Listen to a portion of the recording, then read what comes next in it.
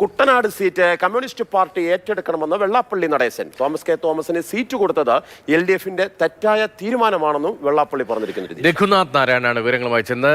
രഘു, വെള്ളാപ്പള്ളി നടേശന്റെ ഓരോ പ്രതികരണങ്ങളും അതിന് പിന്നിലെ രാഷ്ട്രീയ സാഹചര്യവും ഒക്കെ എപ്പോഴും കേരളീയ സമൂഹം ഇങ്ങനെ ഗൗരവത്തിൽ ആലോചിക്കുകയും ചർച്ച ചെയ്യുകയും ഒക്കെ ചെയ്യുന്നതാണ്.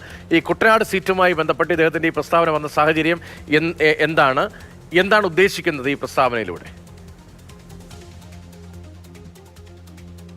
SNDP യോഗത്തിന്റെ മുഖമാസികയായ യോഗനാഥത്തിലൂടെയാണ് അദ്ദേഹം ഒരു രാഷ്ട്രീയ നിലപാട് പ്രഖ്യാപിച്ചിരിക്കുന്നത്. നിലവിൽ NCP കൈവശം വെച്ചിരിക്കുന്ന കുട്ടനാട് സീറ്റ് കമ്മ്യൂണിസ്റ്റ് പാർട്ടി എന്നേ അദ്ദേഹം പറഞ്ഞിട്ടുള്ളൂ. CPM എന്നോ CPI എന്നോ പറഞ്ഞിട്ടില്ല. കമ്മ്യൂണിസ്റ്റ് പാർട്ടി ഏറ്റെടുക്കണമെന്നാണ് വെള്ളാപ്പള്ളി നടേശന്റെ ആവശ്യം. നമ്മൾ മനസ്സിലാക്കുന്നിടത്തോളം CPMലെ തന്നെ കുറച്ച് നേതാക്കളെങ്കിലും കുട്ടനാട്ട് സീറ്റിൽ മത്സരിക്കാൻ താല്പര്യമുള്ളവരാണ്. പ്രത്യേകിച്ച് കഴിഞ്ഞ കുറച്ചധികം നാളുകളായി LDF ആണെങ്കിലും UDF ആണെങ്കിലും ഈവൻ NDA ആണെങ്കിൽ പോലും അത് ഘടകകക്ഷികൾക്കാണ് നൽകുന്നത്. അവിടെ NCP മത്സരിക്കുന്നു, UDFിലാണെങ്കിൽ കേരള കോൺഗ്രസ് മത്സരിക്കുന്നു, NDAയിലാണെങ്കിൽ BDJS മത്സരിക്കുന്നു. അങ്ങനെ ഘടകകക്ഷികളുടെ ഒരു സീറ്റായിട്ടാണ് കുട്ടനാട് മാറിയിരിക്കുന്നത്. കുട്ടനാടിനെ സംബന്ധിച്ചിടത്തോളം കമ്മ്യൂണിസ്റ്റ് പാർട്ടിക്ക് വളരെ വലിയ വേരോട്ടമുള്ള മണ്ണാണ് എന്ന് മാത്രവുമല്ല, നമ്മൾ അവിടുത്തെ ജാതീയ ഘടനയൊക്കെ നോക്കിയാൽ വെള്ളാപ്പള്ളി നടേശന്റെ സമുദായത്തിനാണ് അല്പം മുൻതൂക്കം അവിടെ ഉള്ളത് തന്നെ. അതുകൊണ്ട് തന്നെ ഈ രാഷ്ട്രീയ കമ്മ്യൂണിസ്റ്റ് പാർട്ടിയുടെ പോരാട്ടങ്ങളുടെ, പ്രത്യേകിച്ച്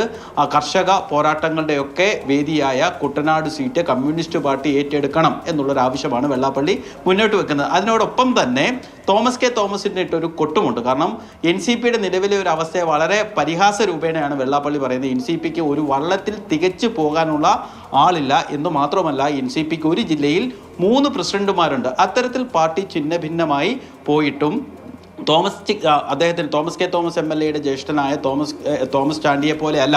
തോമസ് ചാണ്ടി കരുത്തനും ഒപ്പം തന്നെ ജനകീയനുമായിരുന്നു. അദ്ദേഹം പല കാര്യങ്ങളിൽ ഇടപെട്ടു. അദ്ദേഹത്തിൻ്റെ മരണശേഷം കുടുംബ സ്വത്ത് പോലെ എന്തിന് തോമസ് കെ തോമസിന് ഈ സീറ്റ് നൽകി എന്നുള്ളതാണ് വെള്ളാപ്പള്ളി ചോദിക്കുന്നത്. എന്ന് മാത്രവുമല്ല, NCPയിലുണ്ടായ നിലവിലെ തർക്കത്തിൽ AK ശശീന്ദ്രനൊപ്പമാണ് SNDP യോഗം. ടെലിഫോൺ ലൈനിൽ ചേരുന്നുണ്ട്. എന്തായാലും ശ്രീ തോമസ് കെ തോമസ്, അങ്ങയുടെ നാട്ടിൽ നിന്നുള്ള പ്രമുഖനായിട്ടുള്ള നമ്മുടെ SNDP യോഗത്തിന്റെ പ്രസിഡന്റ് തന്നെ ഇപ്പോൾ പറഞ്ഞിരിക്കുന്നു, കുടുംബസ്വത്തായിട്ട് കുട്ടനാട് സീറ്റ് വെച്ചുകൊണ്ടിരിക്കുന്നത് ശരിയല്ല, അതുകൊണ്ട് ഒരു മാറ്റമുണ്ടാകണം, കമ്മ്യൂണിസ്റ്റ് പാർട്ടികൾ ആരെങ്കിലും ആ സീറ്റ് ഏറ്റെടുക്കണമെന്നുള്ള നിർദ്ദേശമാണ് അദ്ദേഹം മുന്നോട്ട് വെച്ചിരിക്കുന്നത്. അത്തരമൊരു രാഷ്ട്രീയ സാഹചര്യം അവിടെയുണ്ടോ ശ്രീ തോമസ് കെ തോമസ്? അയ്യോ, എനിക്കിതിനെ കുറിച്ചൊന്നും അറിയത്തില്ല. പിന്നെ അങ്ങനെയുള്ള വലിയ വലിയ ആൾക്കാരുടെ പരാമർശത്തിന് ഞാൻ എന്ത് മറുപടി പറയും? നമ്മളൊരു ചെറിയ വ്യക്തിയല്ലേ, നമുക്ക് അങ്ങനെ വലിയ പാരമ്പര്യമൊന്നുമില്ല.